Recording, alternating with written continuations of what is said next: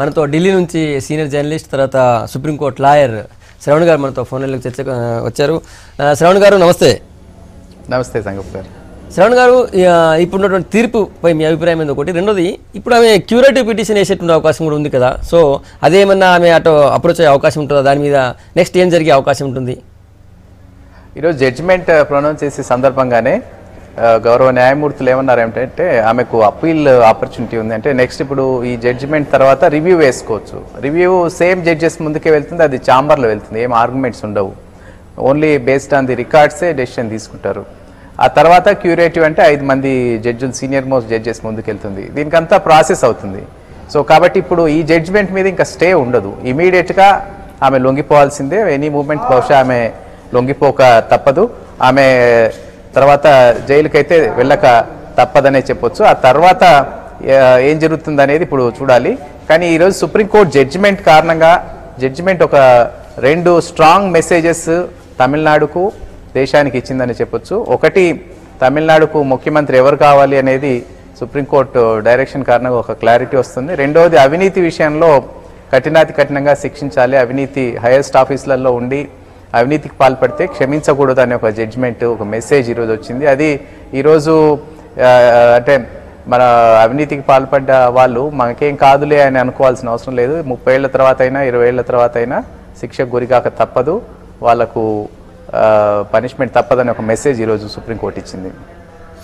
శ్రవణ్ గారు, మీరు సుప్రీంకోర్టులో ప్రాక్టీస్ చేస్తారు లాయర్ కదా, అక్కడ ఇట్లాంటి కేసులకు సంబంధించి తీర్పులు ఇంతకుముందు ఎప్పుడో వచ్చాయి. ఇప్పుడు ఫస్ట్ టైం ఒక ముఖ్యమంత్రి చేసినటువంటి పర్సన్ చనిపోయింది కావచ్చు, ఆమె తర్వాత పొలిటికల్ లీడర్స్ ముఖ్యంగా ప్రజాప్రతినిధులు ఈ స్థాయి తీర్పులు ఎక్కడ చూశారు మీరు? ఇట్లాంటి ఆదాయానికి మించి ఆస్తులు కూడబెట్టుకున్నారని చెప్పి శిక్ష వేసిన సందర్భాలు అంటే సుప్రీంకోర్టు దాకా ఇంకా పూర్తిగా రాలేదు. కానీ లాలూ యాదవ్కి సంబంధించి ఆయన కరప్షన్ స్కామ్లో ఆయన రాజకీయ భవిష్యత్ ఫుల్ స్టాప్ పడిపోయింది. తర్వాత ఓంప్రకాష్ చౌతాలకు సంబంధించి కూడా హర్యానా లెవెల్లోనే అయింది, అది ఇంకా సుప్రీంకోర్టు దశకు పూర్తిగా రాలేదు కానీ హర్యానాలోనే అయింది. అది సుప్రీంకోర్టు వాళ్ళకేం స్టే ఇవ్వలేదు.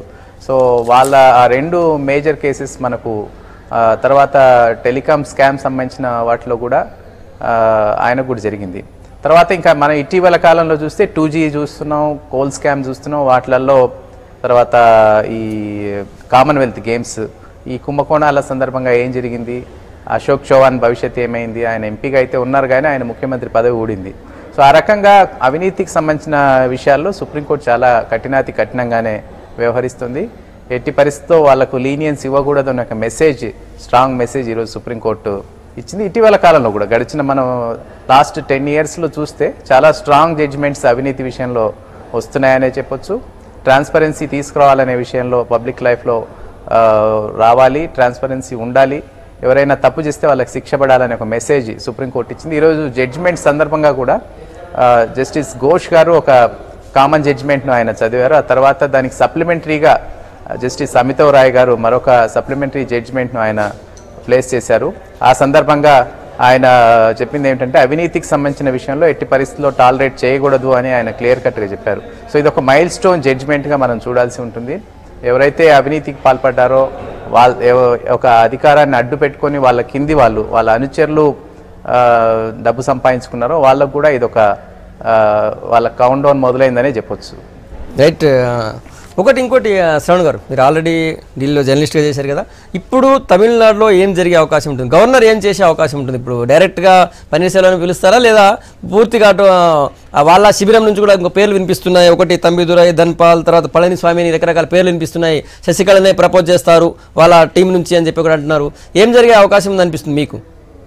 న్యాచురల్గా బల పరీక్ష అనేది అసెంబ్లీలో జరగాలి. అయితే ఆ లోపు ఎవరిని బల పరీక్షకు పిలవాలన్న దానిపైన మీ బలం ఎంతుంది అని బహుశా ఆయన అడిగేందుకు ఆస్కారం ఉంది. ఇప్పటి వరకు శశికళను సీఎం చేయండి అని ఒక రెజల్యూషన్ ఆ పార్టీ వాళ్ళు అందజేశారు. శశికళనే స్వయంగా నా దగ్గర 130 మంది ఉన్నారు, 129 మంది ఉన్నారని ఆమె తీసుకుపోయి ఇచ్చారు. ఇప్పుడు ఆమె చాప్టర్ క్లోజ్ అయింది. ఆ తర్వాత పరిణామాలు ఎట్లా ఉంటాయో ఎవరు ఊహించలేని పరిస్థితి ఉంది. అక్కడ స్ప్లిట్ వస్తుందా? ఇప్పుడు యాదగిరి గారు చెప్పినట్టుగా కొంతమంది వెళ్ళిపోతున్నారు అంటున్నారు. ఆ పార్టీలో ఎక్కువ మంది నా వైపే ఉన్నారని పన్నీర్సెల్వం గారు కూడా క్లెయిమ్ చేసుకుంటున్నారు. కాబట్టి ఫ్రెష్గా బహుశా ఆయన ఒక మెసేజ్ అన్ని పార్టీలు ఎవరైతే క్లెయిమ్ చేసుకోవడానికి అవకాశం ఉందో వాళ్ళందరికీ కూడా అన్ని రాజకీయ పార్టీలకు గవర్నర్ గారు ఒక మెసేజ్ ఇచ్చే అవకాశం ఉంది. మీ దగ్గర ఎంత బలం ఉందో మీరు వాళ్ళ సంతకాలతో లేఖలు ఇవ్వండి అని బహుశా కోరే ఆస్కారం ఉంటుంది. ఆ తర్వాత ఫ్లోర్ టెస్ట్కు ఎవరికి అత్యధిక సపోర్ట్ ఉందో ఆ ముందు వెరిఫై చేసుకున్న తర్వాత ఎమ్మెల్యేలకు సంబంధించిన నంబర్ ఎవరికి హైయెస్ట్ ఉంది అనేది వెరిఫికేషన్ అయిన తర్వాత బహుశా ఇచ్చేందుకు ఆస్కారం ఉంటుంది. ఫ్లోర్ టెస్ట్ నెక్స్ట్ 1 వీక్లో పిలవాలని అటార్నీ జనరల్ గారు కూడా చెప్పారు కాబట్టి నెక్స్ట్ అది జరుగుతుంది. ఇందులో మనం ఒక క్రూషియల్ గమనించదగ్గ అంశం ఏంటంటే ఇద్దరు తెలంగాణకు సంబంధించిన వాళ్ళే జయలలిత మీద విచారణకు ఒక తెలంగాణ గవర్నర్, అప్పుడు చెన్నారెడ్డి గారు అక్కడ గవర్నర్గా ఉన్నారు, ఆయన టైంలోనే ఈ ఇన్వెస్టిగేషన్కి ఆయన పర్మిషన్ ఇచ్చారు. ఇప్పుడు దీనికి ముగింపు పలికే సందర్భంగా కూడా అక్కడ తెలంగాణకు సంబంధించిన గవర్నర్ విద్యాసాగర్ రావు గారు ఉండడం ఒక ఆసక్తికరమైన అంశంగా మనం చెప్పొచ్చు. గవర్నర్గా ఉండగా 94లో ఆయన ఇచ్చింది, 1994. అయితే శ్రావణ్ గారు ఒక చిన్న ప్రశ్న, ఇప్పుడు ఈమె క్యూరేటివ్ పిటిషన్ కనుక పెట్టుకుంటే కొత్త ఆధారాలు ఏమన్నా సుప్రీంకోర్టుకు సమర్పించే అవకాశం ఉందంటారా? క్యూరేటివ్ పిటిషన్ అంటే కొత్తగా ఏమైనా ఎవిడెన్స్ ఉండాలి కదా, ఆమె నేను నిర్దోషి అని చెప్పుకోవడానికి. వేసుకోవాలి. అది లేనప్పుడు ముందు రివ్యూ ఉంటుంది. Review same set of judges ముందుకే వెళ్తుంది. ఇప్పుడు ఇద్దరు జడ్జిమెంట్స్ చాలా స్ట్రాంగ్ జడ్జిమెంట్ ఇచ్చారు, మళ్ళీ వాళ్ళు రివ్యూ చేసుకొని ఆ జడ్జిమెంట్ తప్పు మాది అని వాళ్ళు చెప్పుకునేందుకు సాధారణంగా ఉండదు. 1 in thousands. ఇప్పుడు ఇటీవల కాలంలో రివ్యూ జడ్జిమెంట్లో తీర్పు ఆల్టర్ అయింది నీట్కి సంబంధించిన జడ్జిమెంటే. ఆల్ ఇండియా లెవెల్లో ఒకే టెస్ట్, మెడికల్ ఎంట్రన్స్ టెస్ట్ ఉండాలి అని ఒక జడ్జిమెంటు బహుశా 1983-84 తర్వాత ఒక జడ్జిమెంట్ రివ్యూ అయింది.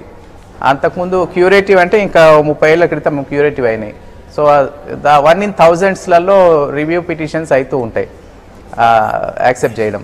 సో దట్టు ఈ కరప్షన్ సంబంధించిన ఈ జడ్జిమెంట్లో ఒక జడ్జిమెంట్, కామన్ జడ్జిమెంట్ ఒకటి ఇచ్చారు, దానికి సప్లిమెంటరీ జడ్జిమెంట్ ఒకటి ఇచ్చారు, దాన్ని మళ్ళీ వాళ్ళే రివ్యూ చేసుకొని మా జడ్జిమెంట్ తప్పు అనే అవకాశం ఉండదు. సో అంటే ఈ జడ్జిల్లో ఒకరు జడ్జి మే తర్వాత ఆయన రిటైర్ అవుతున్నారు. సో ఇప్పుడు 1 month లోపు వాళ్ళు రివ్యూ చేయాల్సి ఉంటుంది. అసలు రివ్యూ లోపు ముందైతే అరెస్ట్ అయితే కావాలి, జైలుకి అయితే వెళ్ళాలి. ఎందుకంటే ఇమీడియట్గా ఈ జడ్జిమెంట్ అమలుకి వస్తుందని చెప్పారు, కస్టడీలోకి వాళ్ళు సరెండర్ కావాలని కూడా ఈరోజు గౌరవ సుప్రీంకోర్టు ఆదేశించింది. కాబట్టి వాళ్ళకు ఇమీడియట్గా ఏం ప్రత్యామ్నాయం లేదు, ముందు జైలుకి వెళ్ళాలి, ఆ తర్వాత ఏదైనా కానీ లీగల్ ఆప్షన్స్ వాళ్ళు ఆలోచించాలి. అది కూడా వాళ్ళకు చాలా remote, very very very remote ఛాన్సే ఉంది. ఈ 4 రోజుల లోపల క్యూరేటివ్ పిటిషన్ పెట్టుకోకపోతే ఆ తర్వాత ఆమె శాశ్వతంగా అవకాశాన్ని కోల్పోయినట్టే కదా? అంతే. రివ్యూ పిటిషన్ వేసుకోవాల్సి ఉంటుంది. రివ్యూ పిటిషన్ 4 రోజుల్లో వేసుకోవాలి. కొంత డిలే అయినా కూడా డిలే కంటిన్యూ అవుతుంది. అయితే వేస్తారు. న్యాచురల్గా ఆమెకు లీగల్, ఆమెకు డబ్బులు ఉన్నాయి, ఆమెకు గైడ్ చేసే వాళ్ళు ఉంటారు కాబట్టి రివ్యూ వేస్తారు. ఆ తర్వాత క్యూరేటివ్ అంటే 5 సీనియర్ మోస్ట్ జడ్జిల ముందుకు వెళ్తుంది. అది దానికి అంతటి కూడా టైం పడుతుంది. అంటే 1-2 monthsలో ఇదంతా కూడా క్లారిటీ వస్తుంది. అయితే అది ఉంది కదా అని చెప్పి స్టే ఏమి ఇవ్వరు. రివ్యూ పిటిషన్ వేసినంత మాత్రాన మీకు BCCI జడ్జిమెంట్ ఉంది చూడండి, BCCI జడ్జిమెంట్ పైన కూడా రివ్యూ వేశారు, కానీ రివ్యూలో కూడా సేమ్ జడ్జిమెంటే వచ్చింది. దాని మీద మళ్ళీ క్యూరేటివ్ వేసినా ఇంకా 5 జడ్జిమెంట్స్. ఎందుకంటే సుప్రీంకోర్టు ఒకసారి జడ్జిమెంట్ ఇచ్చిన తర్వాత రేరెస్ట్ ఆఫ్ రేర్ అకేషన్స్లోనే దాన్ని రివర్స్ చేసిన సందర్భాలు ఉంటాయి. సో కాబట్టి రివ్యూ వేసినా క్యూరేటివ్ వేసినా కూడా చాలా రిమోట్ ఛాన్స్ ఉంటాయి. దాని మీద ఆర్గ్యుమెంట్స్ కూడా ఉండవు, ఛాంబర్స్లో జరుగుతాయి. ఛాంబర్స్లో దానికి మనం చూస్తే చాలా సర్ప్రైజింగ్ ఉంటుంది. 10 కేసులు ఉంటాయి, 5 నిమిషాల్లో 10 కేసుల మీద రివ్యూ డైరెక్షన్స్ వాళ్ళ జడ్జిమెంట్ ఉంటుంది. అంటే పెద్దగా వాళ్ళ జడ్జిమెంట్ వాళ్ళు రివర్స్ ఇచ్చే అవకాశం ఉండదు. ఎందుకంటే చాలా సుదీర్ఘంగా దీని మీద వాదనలు విన్నారు, నెలల కొద్దీ వాదనలు విన్నారు, నెలల కొద్దీ అధ్యయనం చేసి ఒక సమగ్రమైన జడ్జిమెంట్ రూపొందించారు. మళ్ళీ మీ జడ్జిమెంట్ తప్పు అని దాన్ని రివ్యూ చేయండి అని ఒకవేళ దాఖలు చేస్తే దానిపైన రివ్యూ చేసి నిర్ణయం తీసుకునేందుకు సాధ్యమైనంత వరకు చాలా రిమోట్ ఛాన్సెస్ ఉంటాయి. రైట్ శ్రావణ్ గారు.